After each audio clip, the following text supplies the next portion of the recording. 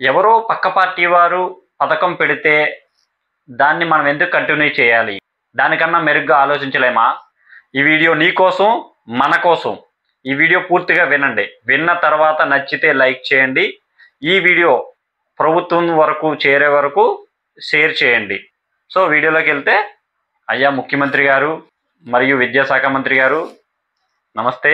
YCP party వాళ్ళు అమ్మఒడి పథకం పెట్టారని ఆ పథకం కంటిన్యూ చేయాలని చెప్పి తల్లికి వందనం పేరుతో మీరు డబ్బులు ఇస్తున్నారు. మంచిదే. అలా తల్లికి వందనం పేరుతో డబ్బులు ఇచ్చే బదులు ప్రతి ప్రైవేట్ స్కూల్లోని, ప్రతి ప్రభుత్వ స్కూల్లోని ఫస్ట్ క్లాస్ నుంచి ఇంటర్ వరకు ప్రతి ఒక్కరికి ఫ్రీగా ఉచితంగా విద్య నేర్పించండి. ఏ కాలేజ్ అయినా, ఏ స్కూల్కైనా కానీ గవర్నమెంటే ఫీజులు చెల్లించండి. పేరెంట్స్ దగ్గర ₹1 కూడా తీసుకోకుండా చేయండి.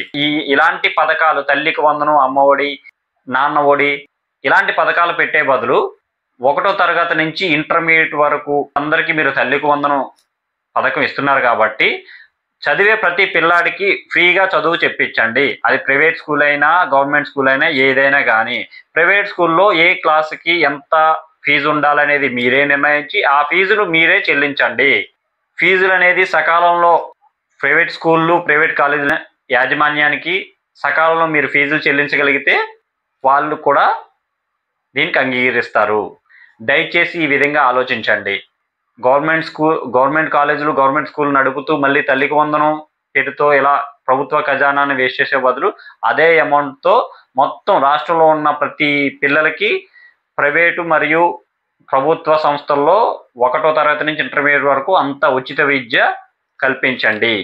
ఇది అమలులోకి తీసుకొస్తారని ఆశిస్తూ నమస్తే.